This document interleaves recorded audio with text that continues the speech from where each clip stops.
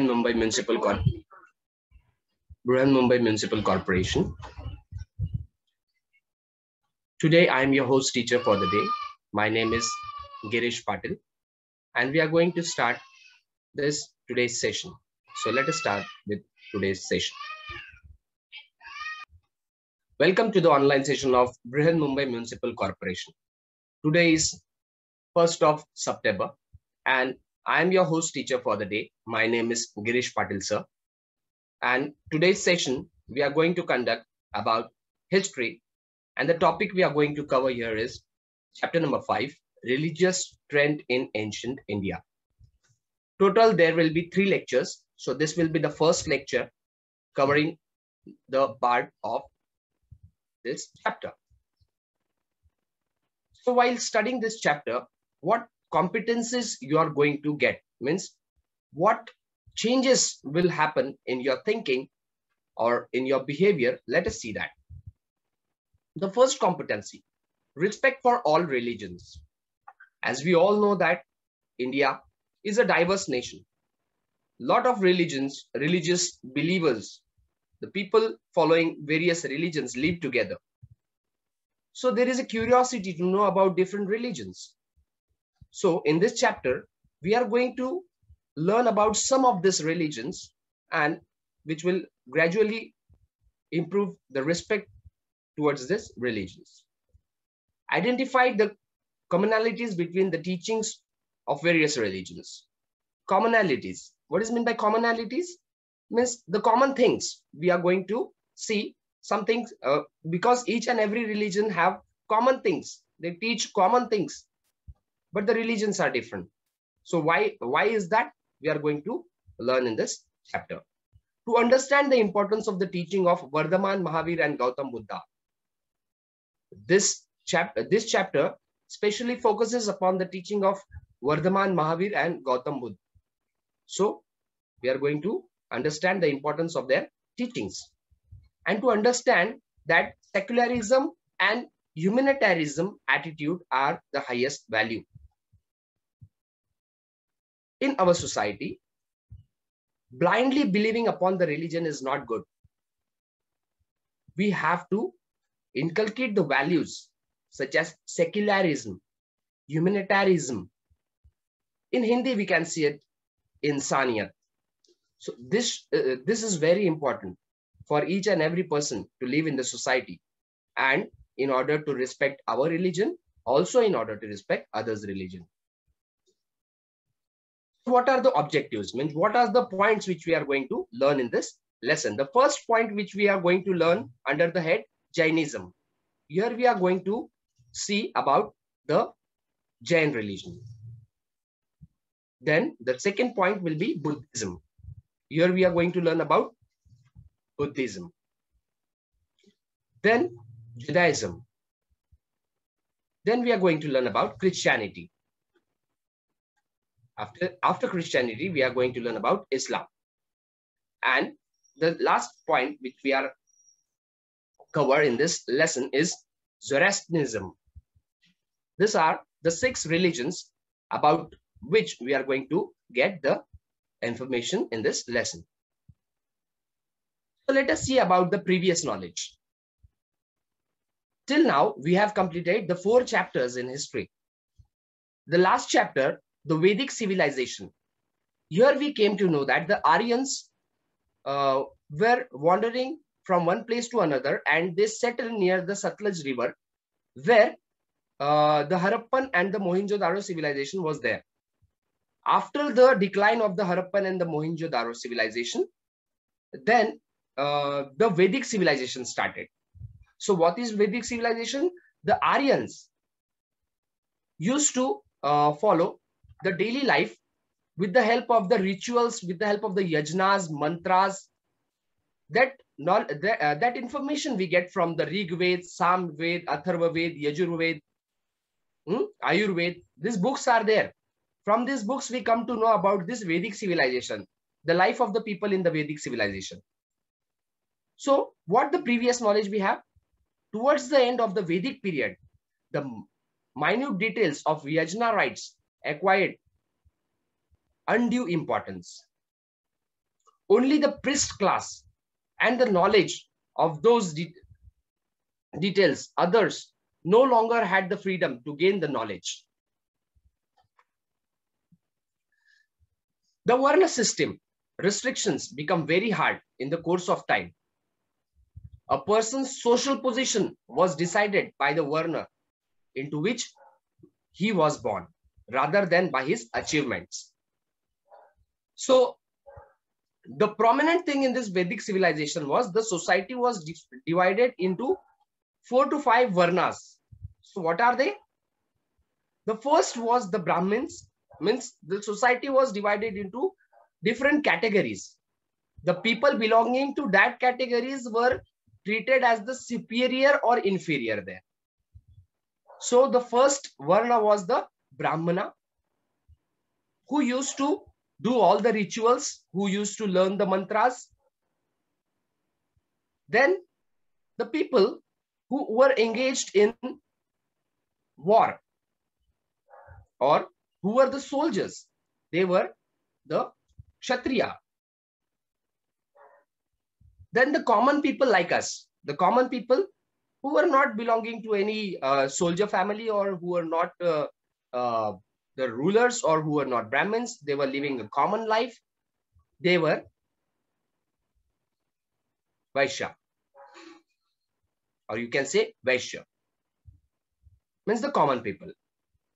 And then there was a class made in the Vedic period, that the people who were not having their own lands and who were just serving for other people, who were treated as servants, they were Shudras. So in this way, the society was divided into different categories, and the people belonging to specific categories were treated superior or inferior, which was very bad, and which is very bad. All of us know that dividing the society into such categories is very bad.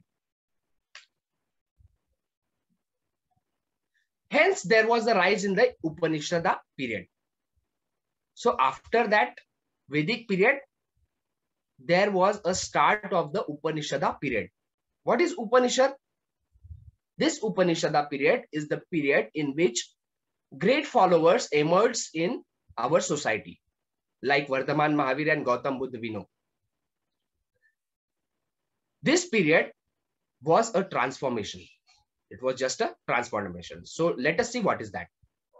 That is why from the Upanishad period, we see that the attempts were made to give a wide scope to the religious thoughts and not restricted it only to the yajna rites. However, the thought in Upanishads focused on existence of nature of the soul. It was difficult for ordinary people to understand it. This gave rise to the different sects that emphasized the worship of particular deities. For example, the Shiva sect of Shiv worshippers, and the Vaishnava sect of the worshippers of Vishnu. Different Puranas were written with reference to these deities. So this Upanishad period was just a transformation. See what happened?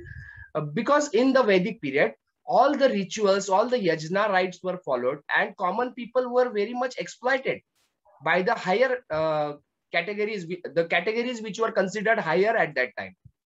The Brahmins used to do all the rituals, the yajnas. Yajnas means, you know, yajna. In Hindi or in Marathi, we called it yajna. So every work in the house was started with the yajna early in the morning. And all the yajna mantras were chanted only by the Brahmins, because they had only the right to study all that mantras and all. So there was a lot of intolerance or inequality in the society.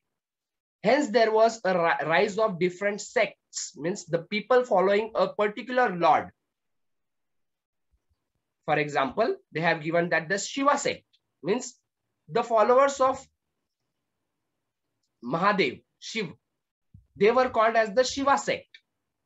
Or in sect, in Hindi or in Marathi, we called it as a Panth, means a group of people following a particular god. So they used to follow and all the rites and the rituals of Bhagwan Shiva. they used to make their own rules. They used to make their own uh, process of worshipping that the particular Lord.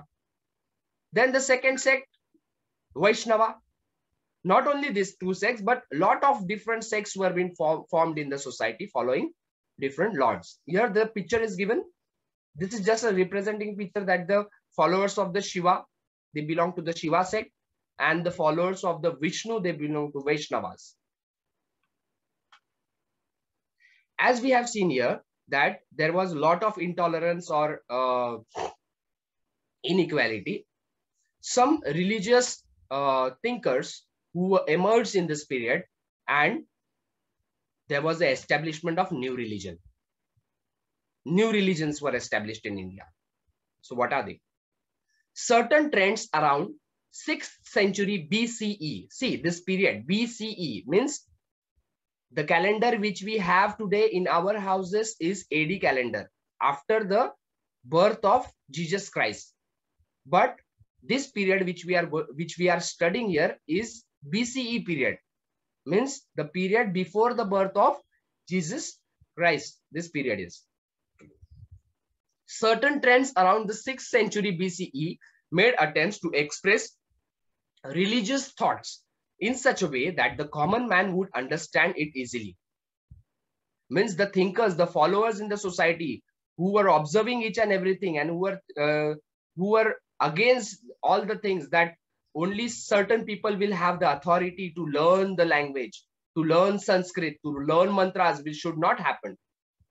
All the teachings of the God should be open to all the people, all the common people, and it should be in the language that the common people would understand easily. Further, we will see. Many people realize that every person is free to find way to his own upliftment. Every person is free to find his own upliftment. What is meant by upliftment here? Upliftment of thoughts, upliftment of his ideas. If a person belonging to a certain sect want to do something different, if he has the caliber, he should be given the opportunity to acquire what he wants to acquire. But in this period, in the Vedic, post-Vedic period and the post-Vedic period, there were a lot of restrictions. Hence, certain followers emerged during that period. And they were thinking that each and every person should have the opportunity of his own upliftment. This led to the establishment of the new religion. Hence, the people who were against all these regular rituals, they formed their own sect, means they formed the group of the people following their ideas, and the new religions were formed. These religions emphatically stated that discrimination on the basis of the caste has no place in individuals' upliftment. See, the main thing they focused, the people who laid the foundation of the new religions, the main thing they focused was the discrimination should not be on the basis of the caste. The work of Vardhaman Mahavir and Gautam Buddha is the special importance among the proponents of the new thoughts. Proponents. What is meant by proponents? The person who gives birth to a new idea. Okay, they were the proponent of the new ideas. Not only Vardhaman Mahavir, Gautam Buddha. There are a lot of different people, social thinker, who born in our society and who made different sects. The people following the group of the people following them, lot of different.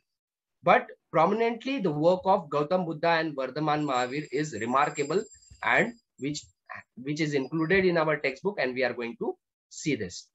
So this period which we are going to see here is about 7th BCE to 5th BCE.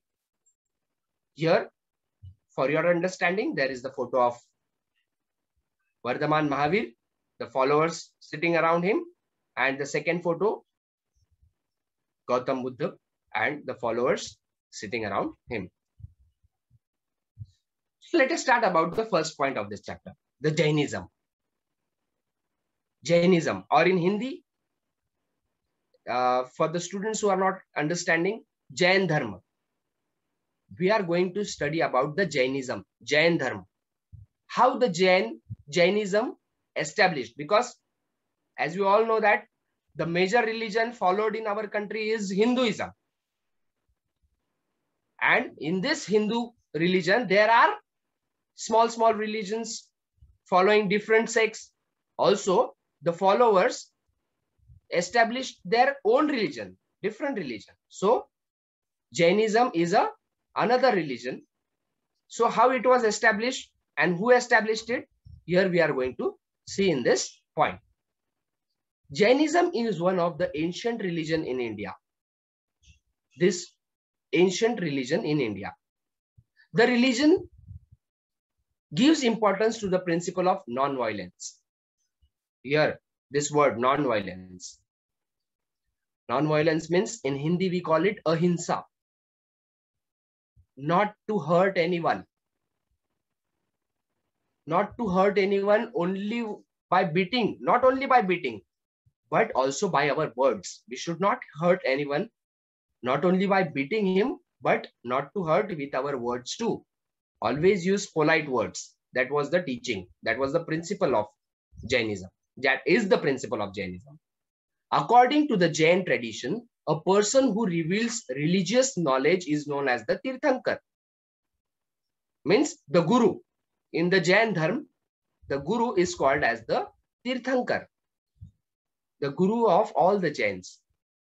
So, the people who are following the Jainism, they had 24 Tirthankars. Means there are only 24 Tirthankars. After the Tirthankars, the people are the monks who are giving us the knowledge of the Tirthankars. What the Tirthankars told to the society, all the knowledge is been told to the common man by the monks. Monks means the sadhus in the Jain religion.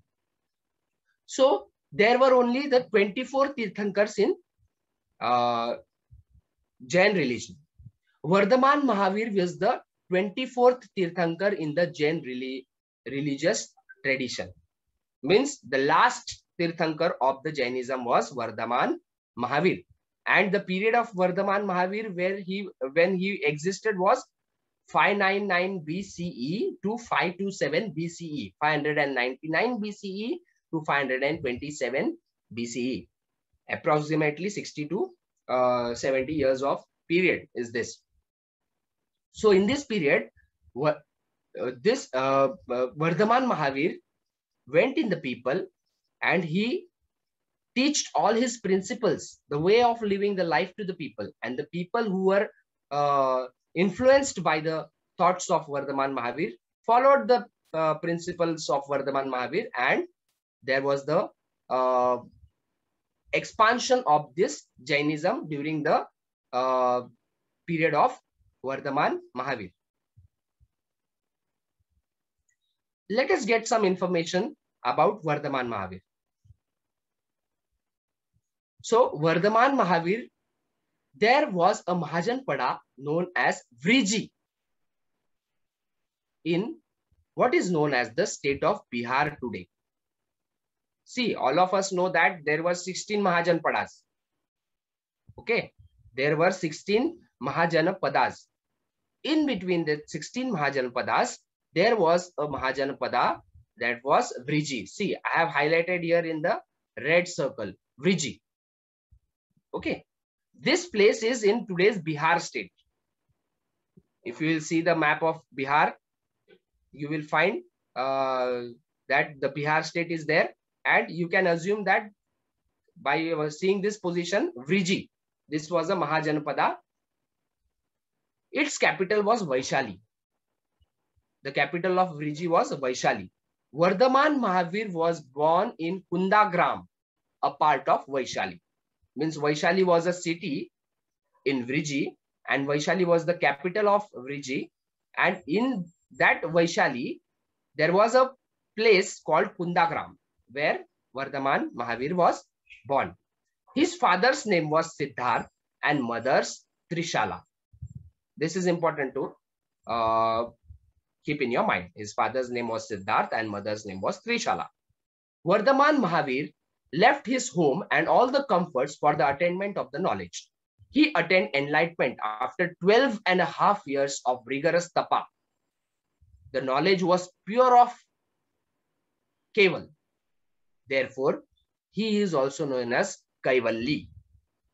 He was called Jina or conquer because the joy derived from physical comfort and discomfort felt due to undesired things had no impact whoever on him. See, the first thing Vardhaman Mahavir told, that if one want to be a jinn, what is meant by jinn? Jinn is a person who have conquered all his desires. See, our tongue says that eat tasty things. Our body says that I want perfume, I want good clothes. All these things, these are our desires. But if a person who conquers all his desires, means who conquers everything, that there is no desire in his life, whatever tasty comes in front of him, he have it. If a food having no taste comes in front of him, then also he have it very happily. He don't complain about anything. That person is called as the jinn. So what Vardhaman Mahavir told, that a person should conquer all his bodily desires. Then he can become a jinn. This is also called as Kaival. Hence, Vardhaman Mahavir is also called as Kaivalli. Here it is given. Let us see further the teachings of Jainism. What are the teachings of Jainism? The term Jain derived from the word Jina. This I told you that Jinn, not Jina, it's Jinn. The term Jain derived from the word Jinn. And what is Jinn? Jinn is a person who have conquered all his bodily desire. Vardhaman said to be Mahavir because he had the resilience, the courage to conquer all passions. See, his name was Vardhaman, but he was called Mahavir. In Hindi, we know that Mahavir means the person who is the greatest of all the warriors. He was not the warrior. He was the Veer. Means he was the strongest person. Mahavir, the strongest person. Why he was called Mahavir? Because he had the resilience, the courage, and conquer all passions. He was having all the resilience, all the power to conquer all his passions. Means whatever he needed in his life, he was having the power to conquer all of these things. After the attainment of the knowledge, he preached for about 30 years to explain the essence of religion to the people, to make it easy to people to understand it. He spoke to them in Ardhamagdi, a people's language. See, in the last slide, we saw that Vardhaman Mahavir took 12.5 years to get the enlightenment. Means he studied for 12.5 years with rigorous tapa. Tapa means he was having a great devotion towards a meditation. He meditated himself and he understand all the sufferings of the man, all the things that man suffer in his life, and what are the different ways that man can overcome all his sufferings. He studied about it. He himself studied about it. He sat for a tapa for 12.5 years. And after that, when he got enlightenment, and that means when he got all the knowledge that how man can overcome all his sufferings, what things man should live in his life. When he got to know all these things, then after that, he taught to the common people for 30 years continuously. And he taught in the Ardhamagdi language, the language which the common people would understand. The essence of his teaching for good conduct is contained in the 5 great vows, or it is also called as Pancha Mahavratas, and 3 jewels, that is 3 Ratna. See, whatever Vardhaman Mahavir taught for the understanding of the people, for the understanding of the common people, it is bifurcated as 5 great vows, or it is also known as Pancha Mahavratas, and 3 Ratnas, that is 3 jewels. The assembly held by the Tirthankar to preach the people was known as the Samvatsaran. In Ardhamagdi, Samvatsmaran was based on equality. People of all the Varnas had entry to it. See, means this Tirthankar means Bhagwan Mahavir, whenever he wanted to contact the common people, he used to have a great meeting, a huge meeting. That was called as Samvatsaran. Samvatswaran is in Ardhamagdi. Okay. So in this Samvatswaran, each and every person from any religion, from any sect of the society, or from any Varnas of the society was allowed to come. It was not restricted to any particular people. It was open to all of people. So in this Samvatsaran, what Vardhaman Mahavir taught the people? He taught the Pancha Mahavratas, the 5 great vows. These are 5 rules to be followed strictly. Vardhaman Mahavir told people, if you want to overcome all your sufferings, you have to follow these 5 great vows in your life. So first, what is the first great vow? It's ahimsa. In English, we called it non-violence. No living behind should be hurt, injured, or harmed through one's behavior.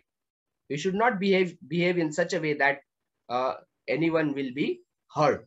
So this should be ahimsa. Not to beat, not to speak the things which will hurt others. That is ahimsa. Then satya. That is truth. Every speech and action should be true. We should speak each and everything truth in our life. Whatever is the situation. Even though there is a challenge for our life, we should not leave the path of the truth. That was said by Vardhaman Mahavir. Asteya, non-stealing. We should not steal. We see that in classroom. If anyone's beautiful pen is on the desk, some of us are just eager that I want that pen and used to steal it. This is a very bad habit. So that was told by Vardhaman Mahavir. We should not steal anybody's anything. That is asteya. Asteya means theft. Taking what belongs to others with their consent is theft or stealing. Asteya means not stealing anything. If we want someone's thing, we should take the permission and then we should have it. But without asking anyone, we should not take anyone's thing. Then aparigraha, non-attachment. Man tends to accumulate property due to greed. Aparigraha means not hoarding or accumulating anything in this way. So Vardhaman Mahavir told that whatever your desires are there, in your life you earn lot of money, you earn lot of property, but there should be a point in your life where you should show non-attachment, aparigraha. Leave all these things and follow the path of the God. Then the 5th Pancha Mahavrata, he told that the brahmacharya, chastity. It means leaving bodily desires and following all the vows. Brahmacharya. There should be a point in every human's life that he should leave all his close people and follow the path of God. He should follow the path of God. Then the 3 Ratnas. What are the 3 Ratnas were taught by Vardhaman Mahavir? The 3 jewels are 3 principles. That is Samayak Darshan. Here Samayak means balance. Every individual should have a balance in his life. Balance about what? Samayak Darshan. Balance about the faith. To understand the truth in the preaching of the Tirthankars and to have faith in it. Whatever told by the Tirthankars, the people should understand it and have a faith on it. Then Samayak Jnan means knowledge. You can say Gyan. Studying the preaching of the philosophy of the Tirthankars regularly and learning its deep meaning. One who is following the Jain religion should always have the knowledge of the philosophies of the Tirthankars and understand its deep meaning. Samayak Charita, conduct. Strictly follow the 5 great vows. The 5 great vows which we studied in the previous slide. One should follow all that 5 great vows in his life. That is Pancha Mahavratas, that is non-violence, truth, non-stealing, non-attachment, or chastity. And it is also called as ahimsa, satya, asteya, aparigraha, and brahmacharya. Okay, so these are the three jewels, the three principles which we should follow. Have the faith on the Tirthankars, understand the philosophy of the Tirthankars, and try to understand the deep meaning. That is Samayak Janan, yes, Samayak knowledge. Then Samayak Charita, that follow all the 5 great woes in life. Vardhaman Mahavir taught the people that the greatness of the man does not depend on the varnas. Means where he is born. He is Brahmin, or he is Kshatriya, or he is Vaishya, or he is Shudra. That doesn't matter in anyone's life. What should matter is, but on his excellent conduct. How he lives his life. How he follows all the rules and regulations. How honest he is. That should matter in everyone's life. That was the teaching of Vardhaman Mahavir. In the Vedic tradition, the door of the knowledge have slowly been closed to the women. In Vedic period, means before this period of Upanishads, in the Vedic period, women were strictly allowed not to study, not to get out of the house. Women were strictly restricted only to the household work. But Vardhaman Mahavir gave right of sannyas, the right of renounce the world to women too. Vardhaman Mahavir told that each and every woman also have the right to understand the religion, to understand the society, to take part in the social gatherings. So he opened the door of sannyas. If one woman want to learn about the deep knowledge about the religion, she could leave all her bodily desires and become a sannyasi. These teachings were love all living things. Vardhaman Mahavir's teachings were love all living things. Have mercy and compassion. Always have mercy towards others. And live and let live. You live happily and let others live happily. Thus, Jainism followed by many and established as a religion in India. This, the new religion established in India. So in this way, we gathered the information about the Jainism. We have completed Jainism. And in Jainism, we have understood that who was Vardhaman Mahavir, where he was born, his parents, and then the teaching of Jain religion. Now, the second topic of this lesson, Buddhism. This was the period after Vardhaman Mahavir was born. After Vardhaman Mahavir, Gautam Buddha. Buddhism spread in India and in many countries outside India. Gautam Buddha was the founder of Buddhism. See, Gautam Buddha was the founder of Buddhism. Here in this photo, in this picture, you can see Gautam Buddha is sitting in the center and his followers are sitting around him. So Gautam Buddha's period was from 563 BCE to 483 BCE.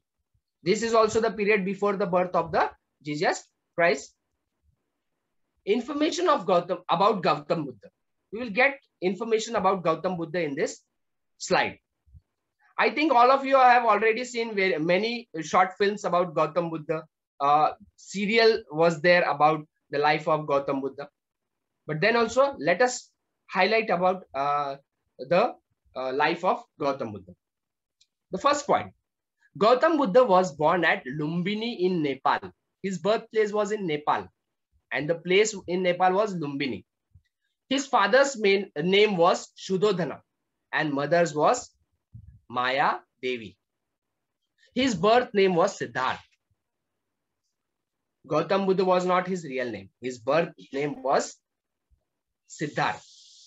And we also know a short film, a short story about that. He was the son of the king over there, royal family. And he was not knowing what is dukh, what is the suffering, because his father gave him all the great things in his life. But one day when he encountered about a person of crying, he was curious that what are the tears? What is this? I have not known this emotion. And this stroked his heart, and he left all the desires and become Buddha. That story we all know. But let us see here. He had attained knowledge of human life in his entirety. That is why he came to be known as the Buddha. Means Buddha, a person who have the knowledge of all the human sufferings, is termed as Buddha. He wanted to know why there is sorrow and suffering in human life. When he one day when he came to encounter with the people who were crying, who were suffering, he was very much shocked, and he wanted to know that what are the reasons of the sorrow and suffering in human life. He left his home and all comfort in pursuit of the answer to his question. The one question arose in his mind: what are the causes of the sorrow and sufferings? He was in search of the answer, and he left all his royalty, his wife, his children, and he went in the search of his questions. On Vaishak Purnima, he was sitting in deep meditation under the peepal tree at Uruvela, near the city of Gaya in Bihar. So, leaving Lumbini, Nepal, he came to India, and in Bihar at Gaya, he was sitting under a tree, under a peepal tree, and he was doing meditation over there. That is when he attained Bodhi, enlightenment, or the highest knowledge. He was always sitting in the meditation and thinking about the human life. What are the sufferings? What are the different kinds of problems in human life, and how we can resolve the problems? He was always studying about the same thing. And when he was sitting under the peepal tree at Gaya, he attained Bodhi, or enlightenment, or the highest knowledge. The tree is also known as the Bodhi tree or Bodhi Vriksha. And the place Uruvela is known as Bodh Gaya. This place, which was Uruvela, now this is known as Bodh Gaya. He delivered his first sermon at Sarnath near Varanasi.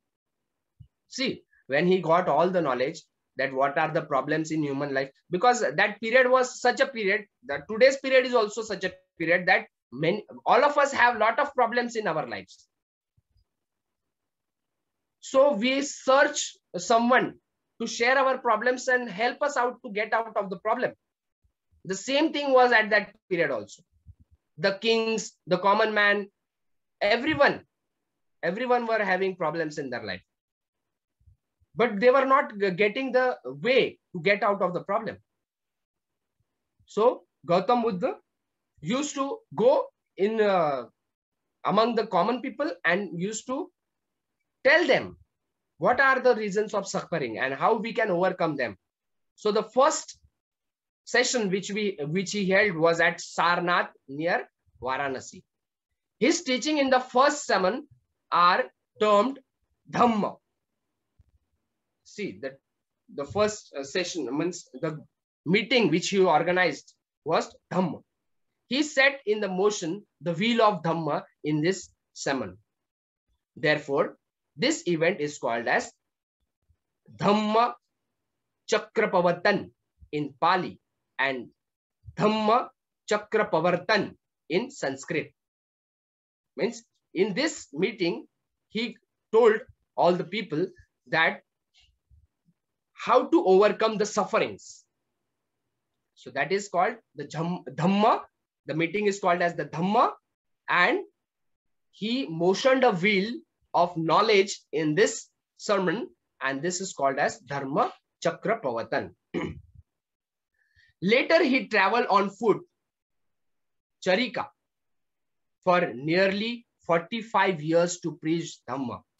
When Gautam Buddha got enlightenment, after that, 45 years, he went among the people and he taught all what he had learned to the common people.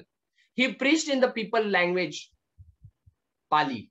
See, this thing also we have seen in Jainism, that Vardhaman Mahavir taught to the people in their people's language. That was Ardhamagdi there. The language of the people there was Ardhamagdi. And Gautam Buddha used to teach the people in Pali language. That was the common language of the people at that time. In Buddhism, the concept of taking refuge in Buddha, Dhamma and Sangha is important. What Gautam Buddha told? You have to become my follower. Refuge means you have whatever your religion you are following, come to me. Become a part of my Dhamma, Sangha. It is known as the Tri Sharan. Means if you want to cope up all your sorrows, all your sufferings, first of all, you have to become refuge to Buddha, Dhamma, Sangha. Or it is also called as Tri Sharan. Now let us see what were the teaching of Gautam Buddha. Likewise, we saw that the teaching of Vardhaman Mahavir in the previous topic. Here in this topic, we are going to see the teachings of Buddhism. That is noble truth. Arya Satyas. Arya Satyas. That is noble truth. There are 4 truths at the root of all human affairs. They are called noble truths or Arya Satyas. Gautam Buddha was told to the people that there are 4 noble truths which we should follow in our life that are called Arya Satyas. The first is dukkha, or suffering. This is a truth in our life that each and every person who is born on the earth will have dukkha, will have suffering in his life. The second truth, cause of dukkha. As we have dukkha or suffering in our life, there are certain things due to which this dukkha is in our life. This suffering is in our life.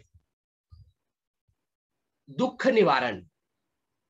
Then he told that as we have dukkha in our life and as there are certain things which cause this suffering in our life, there is a way to get out of the suffering. Means dukkha nivaran. It is possible to get out of the suffering. Then pratipad. Pratipad means the way. He told the way. What is the way? This way lead to the end of the suffering. This is the way of God conduct.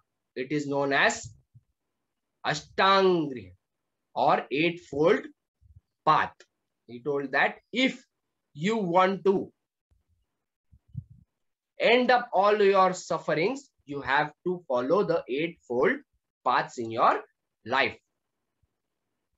Gautam Buddha also preached Panchashil. Panchashil means what? You should follow these 5 things in your life. What are they? Gautam Buddha asked people to follow 5 rules. The rules are called Panchashil. The first rule is stay away from killing animals. We should not kill animals. Stay away from stealing. We should not steal. Stay away from unethical conducts. If there are certain things wrong around you, you should not go with that things. You should stay away from them. Stay away from telling lies. You should not tell lie. Stay away from intoxicants. Intoxicant means whatever people used to have tobaccos and all these things, or else you should stay away from that. These are the 5 Panchashils of taught by Buddhism. Then Buddha Sangha. He created a Sangha.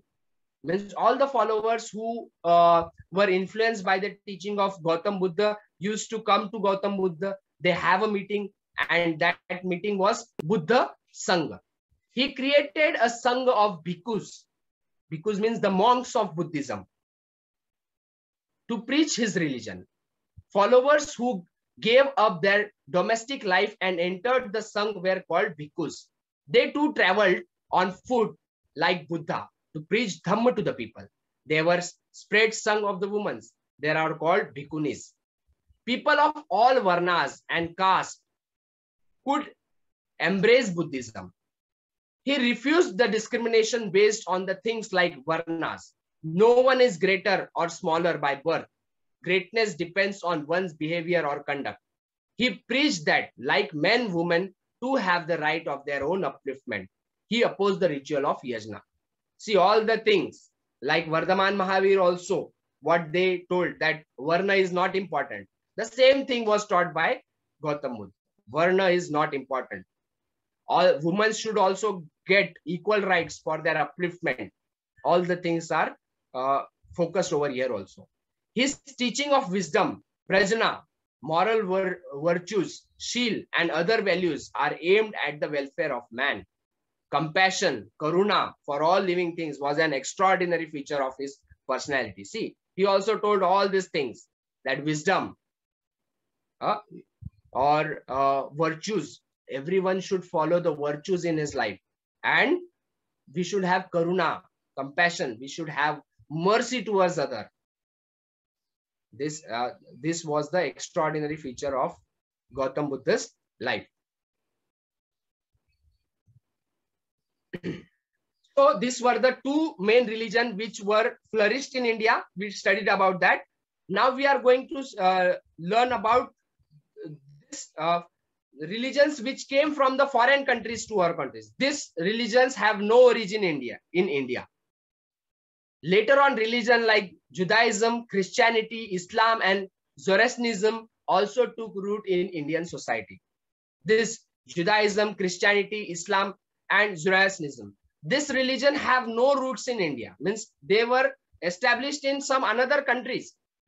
But the people from that countries came to India and they explained their religion to the Indian people. And those people who were influenced by the thoughts, they followed that religion. So in the next period, we are going to study about this religions too. So today in this way, we have focused on the teachings of Jainism and the teachings of Gautam Buddha. Thank you. Let's meet in the next session.